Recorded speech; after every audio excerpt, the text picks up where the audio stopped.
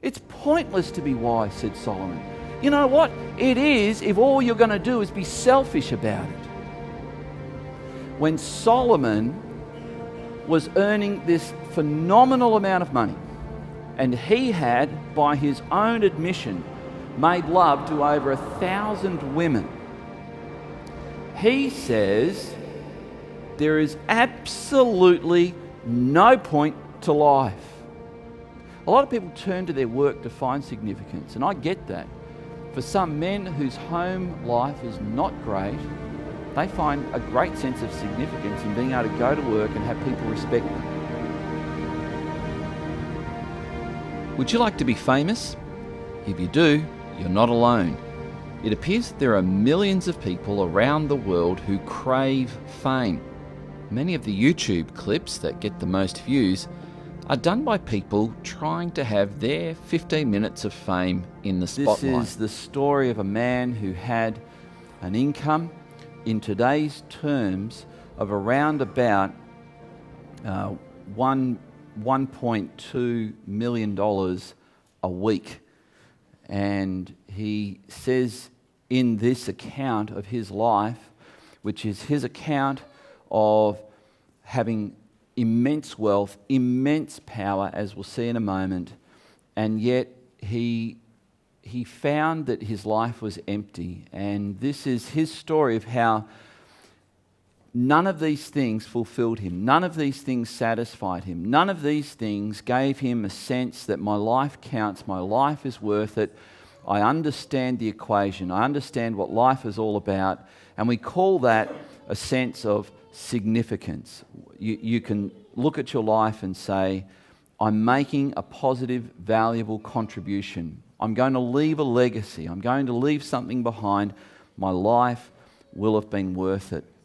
And so it's really important to understand that when we're reading certain passages in the Bible, we're actually reading sometimes from someone's perspective. In the book of Ecclesiastes, it says things like this. It talks about the sun rise and the sun set. The sun goes up and the sun goes down. Here's the question. Does the sun go up and does the sun go down? No, it doesn't. But from someone's perspective, which the Bible accurately records, it looks like that. Does this make sense? When Solomon was earning this phenomenal amount of money, and he had, by his own admission, made love to over 1,000 women, he says there is absolutely no point to life. And he says it in verse 2 of chapter 1. Vanity of vanities, all is vanity. In other words, there is just no point to this. I have tried to find a point to life. I have earned phenomenal money. I have made love to an inexhaustible number of women, and I find no satisfaction in any of it. And he goes on and talks in Ecclesiastes of all the things that he did and could find no joy in it. So, when you understand that most of Ecclesiastes, apart from the last few verses, is from the perspective of a man whose perspective on reality is greatly distorted, we need to understand that. So this is the search for significance. And we're going to look at one of the aspects of Solomon, and that is fame. Who wants to be famous? Well, the answer to that question is a whole lot of people, apparently. A whole lot of people. Who is the most famous person in the world today? There's even magazines set up so that people like us, mere mortals, can examine the lives of the famous. According to Forbes magazine, Beyonce Knowles is the most famous celebrity in the world today. She was the number one celebrity when it came to earnings. She earned a staggering $115 million in the year 2014. She is, of course, an actress and an entrepreneur and musician. She's been viewed by literally millions upon millions of people. She's considered to be the number 1 celebrity in the top 100 celebrities of the world. She was the number 2 money earner for the year 2014. When it came to being in the press, she was the 4th most reported about person in the world for 2014. She's the 17th most powerful woman in the world. Apparently there's enough people who are interested in famous people for the whole industry of what's called the paparazzi to exist. Now, that's Beyonce Knowles. According to Sam Eastland, who wrote Eye of the Red Tsar, he said this: "They will do anything to have it.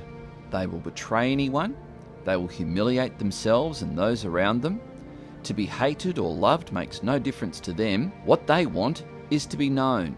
It is a sad addiction, and such people wallow in it all their lives, like pigs in filth." He goes on to say that in today's world, fame is not merely seen as a byproduct or a consequence of achieving something. Fame is pursued directly as a goal in and of itself, with there being numerous examples of people who place fame as the ultimate achievement in life and above anything else. It might seem that fame is what one is on the planet to attain.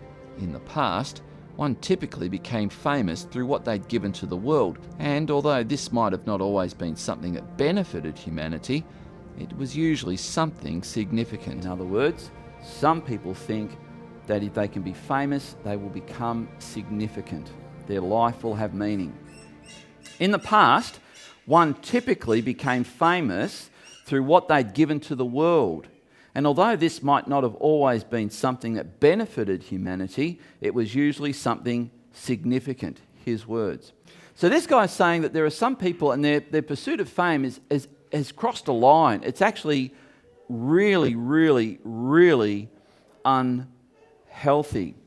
Now, if I was to ask you, what is the most watched video clip on YouTube? Before you answer, let me give you the answer. When I mentioned it, that I was going to show it to Josh suddenly broke out because he knows every Justin Bieber song. He just immediately broke out into the song, "Baby, baby, baby, baby, baby." Ooh. Which was the most watched YouTube clip up until a little while ago. 1.2 billion people have watched that clip. Do you realise that's a sixth of the world's population? 1 in 6 have watched Josh G's idol do this song. But now he's been pipped. Poor Justin. On YouTube, the most viewed clip of any of the millions. And the reason I bring this up is because, according to most sources, the most famous person in the world today is Queen Elizabeth II. Recognised in more countries around the world than Beyonce Knowles, shock horror, Justin Bieber, or that fella there whose name is Psy. Got no idea who that guy was, apart from the fact that he's Korean. And the song is mostly in Korean with a little bit in English, and apparently just got I don't know, it's like... Anyway. Now, I actually went on Wikipedia because someone's written an article on the phenomenon of YouTube videos, and I thought, well, I don't want to go through all the YouTube videos there are, and I'll let someone else do it. So they did, and the first 100 of the most popular of YouTube videos are all music clips. All music clips. You actually have to go a long way down the list to find a non-music clip YouTube phenomenon that's made someone famous. And you come to a couple where it's usually someone's finger, they've got a famous finger, tickling a kitten. And the kitten goes, "Mwah, mwah." And hundreds of millions of people have watched this mindless this video on a kitten being tickled. Then you go another long way down the list and you come to two little baby boys where one of them says, I don't know what he says, but anyway, it's two cute little baby boys. And this is what is capturing the attention of the world today. I want to highlight this with what it used to take to be famous. So let's play a little game, shall we? Who am I? This man had a deep faith in Jesus of Nazareth. He believed the Bible was the divinely inspired Word of God. He invented calculus and the reflecting telescope. He coined the word gravity. He mathematically proved the Roman Catholic Church to be incorrect regarding their geocentrism and proved beyond all doubt the facts of heliocentrism. He explained why and how every large body in the universe moves as it does, and established principles upon which 95% of all mechanical engineering done today is based. This man is Sir Isaac Newton. According to Google, over 1 million people search for information on Sir Isaac Newton each month. There have been 400,000 biographies that have been published about this man, who is considered to be the 10th most famous person to have ever lived. He lived from 1642 to 1727. All right, so this just sets it up for fame, because now when we come to Ecclesiastes, we are looking at someone that the Bible describes as famous. My recollection, my understanding of Scripture is that there are 3 people who are attributed in the Bible as having fame, and Solomon is one of them. His father David was another, and we'll see the other one in just a moment. So in Ecclesiastes 1:16, Solomon says this: I said in my heart, I have acquired great wisdom, surpassing all who were over Jerusalem before me, and my heart has had great experience of wisdom and knowledge. He's saying, I'm the greatest person who's ever lived. No one has ever surpassed me for ability or wisdom. So you can see, humility was not one of his major traits. This man was very, very sure of himself. Now, he didn't start out like this, by the way. And in fact, the reason he became like this is because God endowed him with great wisdom and great wealth, because he was initially humble. Now, there's a whole other thing there about how to handle fame, and I wish for some of you here fame, but I don't wish it for you all, because for most of you it would be your ruin. It would destroy you. Now, when the Queen of Sheba heard of the fame of Solomon, she came to Jerusalem to test him with hard questions, having a very great retinue, that is, servants and guards and soldiers and people to wait on her, and camels bearing spices and very much gold and precious stones. And when she came to Solomon, she told him all that was on her mind. I really just wanted to point out to you that she had heard of his fame, and she was in the middle of Africa, and she's heard about this man. Jesus says that there were 2 very important visitors that came to Solomon. Jesus just mentions it. It wasn't the main point of what he was saying, but he said Solomon and all his fame, who had the Queen of Sheba and the Queen of the South. So there's at least a couple of queens who came because of Solomon's fame. So he was a very famous man. So he says in chapter 2, verse 9, so now we're in the 2nd chapter, where again he repeats this statement: no one is better than me at anything. Let me put it the way he put it. So I became great and surpassed all who were before me in Jerusalem. Also my wisdom remained with me. So here's a man who became famous for several reasons. And here are some of those reasons. The first one we've read already, his wisdom. He became incredibly wise. But here's the thing. He didn't find that he was able to use his wisdom for anything significant. Now, here's one of the things that I want to help you to come to understand. A life of significance is a life where you help other people. if all you are doing is living this life for the marrow you can squeeze out of the bone, the juice you can squeeze out of the fruit, you are not living a significant life. You are living a self-centered, selfish life, the direct opposite of significance. So Solomon did not find significance in wisdom. He should have. He should have, but he didn't. God has given you gifts too. God gave Solomon the gift of wisdom. God has given you gifts. Are you using those gifts that God has given you significantly? Are you using those things that God has given you to bless others? God has given you technology, resources, a degree of wealth. Are you using it to bless someone else? The greatest man of his day who had ever lived didn't. He had great wealth, great wisdom, and he didn't use it to bless others. He says, "Then I said in my heart," Ecclesiastes 2:15, "what happens to the fool will happen to me also. Why then have I been so very wise?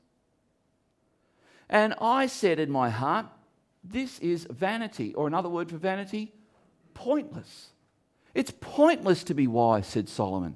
You know what? It is if all you're going to do is be selfish about it. If all you're going to do is figure out what you can get out of it through your gift of wisdom, life is vanity. It is pointless. Ecclesiastes 6:8 says this, "For what advantage has the wise man over the fool? What does the poor man have who knows how to conduct himself before the living?" So he says this several times. I see no advantage in being wise. So this is written toward the end of his life. In fact, this is probably, I'm guessing, months before he died, maybe even weeks before he died. And he's writing this, looking back at it, looking back over his life, over the 40 or so years that he was king. And he's going, 10 or so years into me being king, I just thought, what is the point? And this is where he's at. So he's telling his story that he really did not see a point. Solomon also became famous for his phenomenal wealth. Unbelievable wealth. It says in the 2 Chronicles 9:22, "Thus King Solomon excelled all the kings of the earth in riches and in wisdom." But you know what? With all that money, think about it. What could you do with $1 million? Well, imagine you had it coming in every week for 40 years. What good could you do with it? I think the answer is a lot. Or the answer might be great. You could do great good with that kind of wealth. What did he do with it? He threw banquets. He enlarged his palace. He bought slaves. He planted vineyards so he could have more wine to get more drunk on. That's what he did with his great wealth. So what would you do with a significant amount of money? I tell you what the answer is. You would do exactly the same as you're doing with the money you've got now. Don't wait.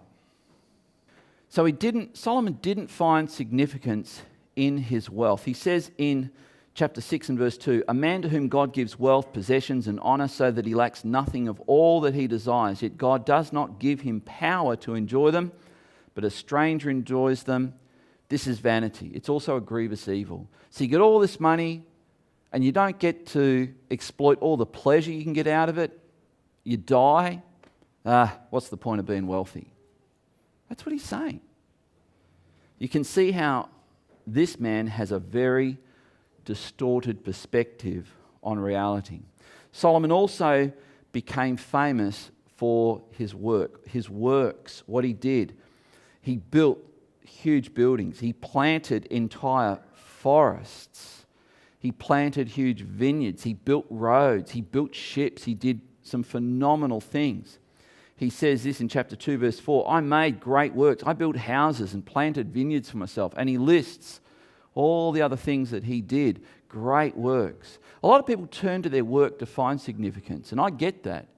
For some men whose home life is not great, they find a great sense of significance in being able to go to work and have people respect them. I get that.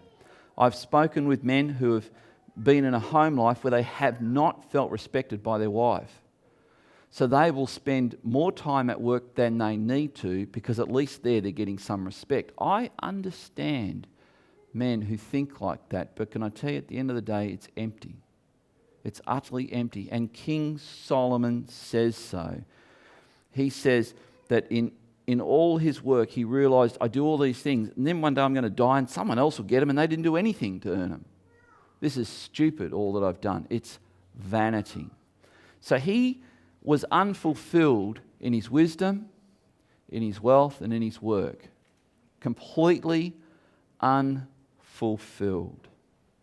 I want to contrast him with, I could have gone through the list and told you the 10 most famous people. The 10 most famous people, the number 9 is Leonardo da Vinci, an amazing man. Number 8 is William Shakespeare. To be or... Thank you, a little bit slow. But it means you've heard it. It's little expressions that have come into the English language. As dead as a door nail. These are all things that Shakespeare invented. No one had ever heard it before he said it. He invented them. So he's very famous. Number 7, the Apostle Paul. The Apostle Paul, 7th most famous person that's ever lived. And then you go through the list and you've got number 6 is Gautama Buddha, Siddhartha Gautama Buddha. Number 5, I think, is Moses. Then you've got Abraham. Then you come down to number 2 and it's Muhammad, although Google says they can't verify that because apparently you're not allowed to depict him, and as the French have found out, and you're not allowed to write a book with his name on the cover, so they don't know how many books have been written about him. But here's the 2 criteria they use to figure out who is the most famous person. How many Google searches a month? And this person receives 24 million searches a month. And the number of books written about them numbers in the hundreds of millions of books have been written about them. And in fact, easily more books have been written about this person than any other person ever. He never recorded a song or invented a dance move or, to our knowledge, tickled a kitten, yet he achieved fame that has not been paralleled.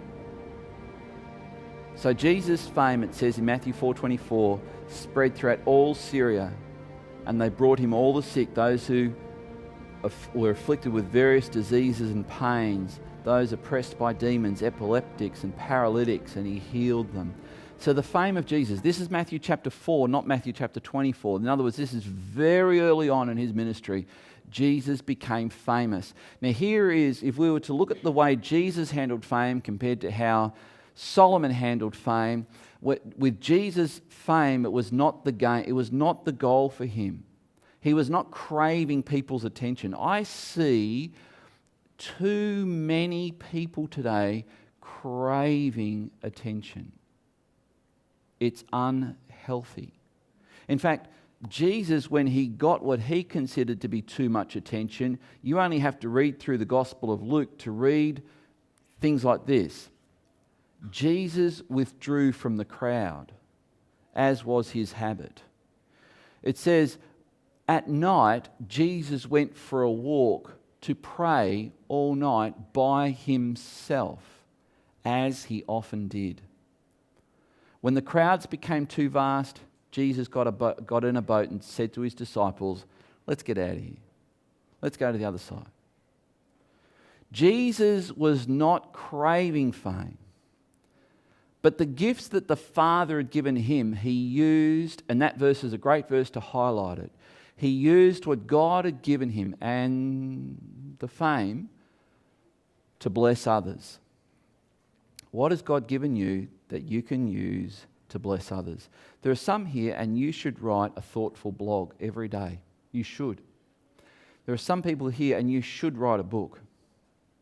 There are some people here today, and you need to see the world differently. You need to go and talk to David Stallard and buy a camera. I'm serious. I'm kind of serious. You need to. Some people, their whole world vision is their navel. They're so busy looking at themselves and their own little problems. I tell you, one of the things that has helped me having a camera is you begin to see what you normally miss. Some people need to think, how can I bless someone else? That's what Jesus was doing. Jesus' significance did not come from him being famous. He didn't say to his disciples, you guys go into the dinner party and just I'll make an entrance. He didn't do that. He didn't do it. In fact, he did everything the book says not to do. And yet, he is today the most famous person who has ever lived. If you think significance in life, finding out what life is all about, comes from you becoming famous, history tells us you're wrong. You're very wrong. And here's what the most famous person who's ever lived said about life and its point. What does it profit a man if he gains the whole world and forfeits? You've never surrendered to Jesus Christ. You've never given your life to Christ. Can I invite you to do that now? It starts with a prayer. It starts with a prayer that something like this: Jesus, please forgive me. I've done wrong. Cleanse me, wash me, give me a brand new start. Fill me with your Holy Spirit and help me to start again. I want to be a Christian. I want to follow you. Help me to do your will, I pray. Amen.